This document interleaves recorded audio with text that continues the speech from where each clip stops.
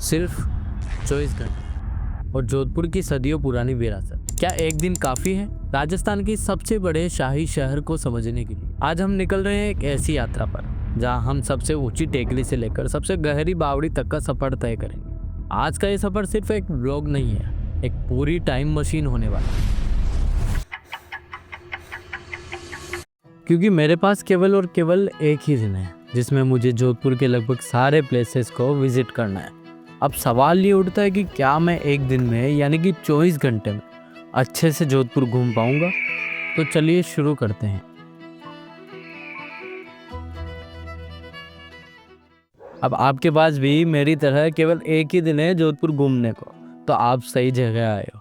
जोधपुर में मुख्य प्लेसेस की बात करी जाए तो 6 से 7 स्थान होंगे। अब इन सभी जगह को एक ही दिन में कवर करने के लिए आपको दिन की शुरुआत भी जल्दी करनी होगी। जोधपुर की ज्यादातर प्लेसेस की टाइमिंग सुबह 9 से शाम को 5 बजे तक की है। चलिए तो पहले समझ लेते हैं कि आज हमको कहाँ कहाँ विजिट करना है। सबसे पहले टेकरी माता मंदिर, फिर मेहरानगढ़ फोर्ट जो कि वॉकिंग डिस्टेंस पर ही है। उसके बाद जसवंत थाड़ा, यह भी फोर्ट के नज़दीक पर ही स्थित है। और फिर तुरजी का जालरा, घंटाघर, ब्लू सिटी, उम्मेद भवन, कायलाना लेक और लास्ट में है मंडोर गार्डन। इस तरह से टोटल 9 प्लेसेस है। तो देखते हैं कि एक दिन में कितना कवर कर पाता हूँ। तो सबसे पहले हम पहुंच जाते हैं पावटा से, क्योंकि एक तरह से इसे जोधपुर का ट्रांसपोर्टेशन का हब माना जा सकता है। अब यहाँ से रिक्शा पकड़कर सबसे पहले हमको जाना है टेकरी माता मंदिर और अर्ली मॉर्निंग में सनराइज देखना है और माता रानी का आशीर्वाद लेना है। जोधपुर, जिसे दुनिया ब्लू सिटी के नाम से जानती है, लेकिन इस नीले शहर की ऊंचाइयों पर एक ऐसी जगह है जहां सुकून और शक्ति दोनों का मिलन होता है। आज मेरी यात्रा मुझे ले आई है सिद्धपीठ टेकरी माता मंदिर। जोधपुर के भीतरी क्षेत्र में स्थित यह मंदिर न केवल आस्था का केंद्र है, बल्कि शहर के इतिहास का एक मूल गवाह भी है। कहते हैं टेकरी का अर्थ होता है एक ऊंची पहाड़ी। सदियों से मां चामुंडा का यह स्वरूप यहाँ के लोगों की रक्षा कर रहा है। इतिहास के पन्नों को पलटे तो टेकरी माता को जोधपुर के रक्षकों में गिना जाता है। स्थानीय लोग मानते हैं कि जब भी शहर पर कोई आपदा आई, माँ की कृपा ने उसे टाल दिया। यहाँ की शांति में एक ऐसी ऊर्जा है जो आपको शहर के शोर से दूर खुद के करीब ले आती है। जैसे जैसे आप ऊपर पहुँचते हैं, थकावट गायब हो जाती है। धूप की खुशबू और घंटों की गूंज मन को एक अलग ही दुनिया में ले जाती है। यहाँ केवल माता नहीं देखा जाता, यहाँ अपनी उलझनों को माता के चरणों में छोड़कर एक नई शुरुआत की जाती है। अभी भी 9 बजने में कुछ समय बाकी था, तो पास ही राव जोधा पार्क के बाहर थोड़ा टाइम स्पेंड करते हैं और ठीक 9 बजते ही मेहरानगढ़ फोर्ट को चल देते हैं। जोधपुर की पहाड़ियों पर बैठा यह विशाल किला सिर्फ पत्थर की दीवार नहीं, बल्कि राव जोधा की वो जिद है जिसने मरुस्थल की किस्मत बदल दी। 1459 में जब मेहरानगढ़ की नींव रखी गई तो इसे मयूर ध्वज कहा गया। एक ऐसा किला जो मोर के पंखों जैसे खूबसूरत और अजय था। लेकिन इस भव्यता के पीछे एक रोंगटे खड़े कर देने वाली कहानी भी है। कहते हैं इस किले की जगह पहले चिड़ियानाथ जी नाम के एक साधु की गुफा थी। जब उन्हें यहाँ से हटाया गया तो उन्होंने श्राप दिया कि यहाँ हमेशा पानी की कमी रहेगी। इस श्राप के असर को कम करने के लिए राजा राम मेघवाल नाम के व्यक्ति ने स्वेच्छा से किले की नींव में खुद को जीवित चुनवा दिया था, ताकि राज्य हमेशा फलता फूलता रहे।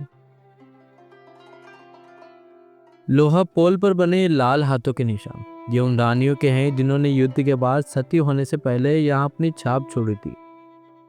और इन दीवारों पर तोप के गोले के निशान बताते हैं कि मेहरानगढ़ ने कितने हमले झेले, लेकिन कभी किसी के सामने झुका नहीं। अंदर कदम रखते ही वक्त ठहर सा जाता है। शीश महल की चमक हो या फूल महल की नक्काशी, यहाँ का हर कोना मारवाड़ के वैभव की गवाही देता है। यहाँ आकर समझ आता है कि क्यों इसे एशिया का सबसे बेहतरीन किला कहा जाता है।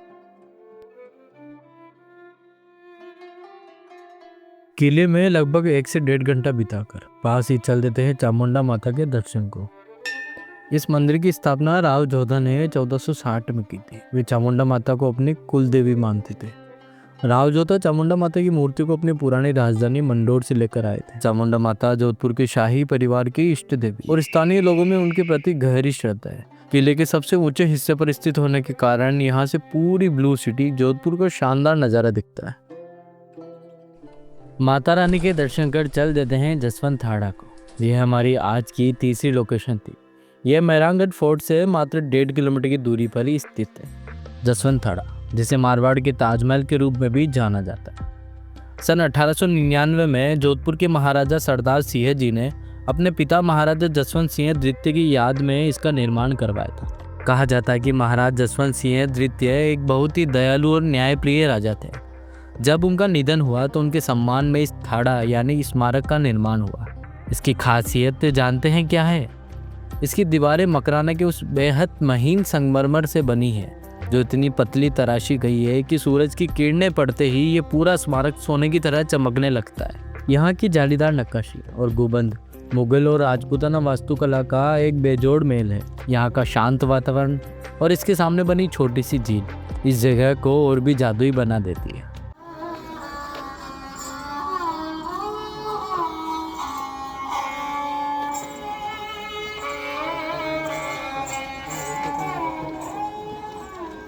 मारवाड़ के खूबसूरत से ताजमहल को देख और जोधपुर की प्रसिद्ध प्याज कचौरी खाकर चल पड़ते हैं आज की अपनी चौथी मंजिल पर, जो थी तुर्जी का झालरा।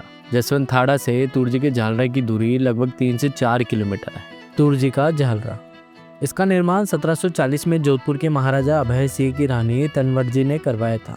यह लाल बलुआ पत्थर से बना है। इसकी गहराई लगभग 200 फीट है। इसमें नक्काशीदार खंबे, नाचते हुए हाथियों की आकृतियों और गाय के मुख वाले जल स्रोत बने हैं। सालों तक यह मलबे और कचरों से दबा रहा। कुछ साल पहले इसे साफ किया गया, जिसके बाद यह अपने असली गौरव में वापस आ गया और अब जोधपुर का सबसे इंस्टाग्रामेबल स्पॉट बन चुका है। आज यहाँ स्थानीय बच्चे पानी में छलांग लगाते दिखते हैं तो कहीं कोई फोटोग्राफर अपनी परफेक्ट फ्रेम ढूंढ रहा है। अब मैं बढ़ता हूँ मेरी आज की 5वीं लोकेशन को, जो थी घंटाघर क्लॉक टावर, जो कि वॉकिंग डिस्टेंस पर ही स्थित था। घंटाघर, इसका निर्माण जोधपुर के तत्कालीन महाराजा सरदार सिंह जी ने करवाया था, इसलिए इसके पास स्थित बाजार को सरदार मार्केट कहा जाता है। यह टावर लगभग 100 साल से भी ज़्यादा पुराना है। इसका निर्माण लगभग 1880 से 1911 के बीच हुआ था। यह ऊंचा टावर राजपूताना और यूरोपीय स्थापत्य कला का एक सुंदर मिश्रण है। इसकी घड़ियाँ उस समय लंदन से मंगवाई गई थी, जो आज भी काम करती है। सरदार मार्केट के पास ही स्थित है अरोड़ा चाट भंडार। यहाँ की फेमस पालक पकौड़ी चाट खाकर और ठंडी लस्सी पीकर चल देते हैं जोधपुर के सेकंड मोस्ट विजिटेड प्लेस को, उम्मेद भवन, जो कि आज की हमारी 6ठी लोकेशन होने वाली है। कहानी शुरू होती है 1920 के दशक की। मारवाड़ की धरती भीषण अकाल की चपेट में थी। लगातार 3 सालों तक बारिश की एक बूंद नहीं गिरी। किसान बेहाल थे और चारों तरफ मायूसी थी। तब जोधपुर के 37वें राठौड़ शासक महाराजा उम्मेद सिंह ने एक साहसी निर्णय लिया। उन्होंने महल बनाने की योजना सिर्फ विलासिता के लिए नहीं, बल्कि अपने प्रजा को रोजगार देने के लिए बनाई। 1929 में इस महल की नींव रखी गई। प्रसिद्ध ब्रिटिश वास्तुकार हेनरी लेंचेस्टर ने इसे डिजाइन किया। दिलचस्प बात यह है कि इस महल को बनाने में चित्तर के सुनहरे पत्थरों का इस्तेमाल हुआ है, जिन्हें जोड़ने के लिए सीमेंट नहीं बल्कि इंटरलॉकिंग सिस्टम का प्रयोग किया गया। लगभग 15 साल तक चले इस निर्माण कार्य ने 2000 से भी ज़्यादा लोगों को रोजगार दिया था। यह उस समय की सबसे बड़ी अकाल राहत परियोजना थी। 347 कमरों वाला यह महल आर्ट डेकोर भारतीय शैली का एक अद्भुत संगम है। इसका 105 फीट ऊंचा गुंबद इसे भी प्रभावशाली बनाता है। आज यह महल 3 हिस्सों में बटा है। एक हिस्सा जहां आज भी शाही परिवार रहता है, दूसरा एक लग्जरी होटल और तीसरा एक म्यूजियम, जहां आप मारवाड़ के राजघराने की घड़ियां, विंटेज कारें और इतिहास देखते हैं। उम्मेद भवन पैलेस हमें सिखाता है कि महानता केवल जीत में नहीं, बल्कि मुश्किल वक्त में अपनों का साथ देने में होती है। लोग कहते हैं जोधपुर की शुरुआत मेहरानगढ़ फोर्ट से हुई, लेकिन सच तो यह है कि जोधपुर के बसने से पहले मंडोर ही मारवाड़ की राजधानी हुआ करता था। ये सिर्फ एक गार्डन नहीं है, ये गवाह है उस दौर का जब यहाँ राव जोधा के पूर्वजों का राज था। अच्छा, गार्डन तो हम घूम लिया, लेकिन हमें यहाँ अगर पता चला कि मंडोर का कनेक्शन रामायण काल से भी जोड़ा जाता है। माना जाता है कि लंकापति रावण की पत्नी मंदोदरी यहीं की राजकुमारी थी। यहाँ आज भी वो जगह मौजूद है जहाँ उनका विवाह हुआ था, यानी मंडोर। यह रावण का ससुराल भी कहलाता है।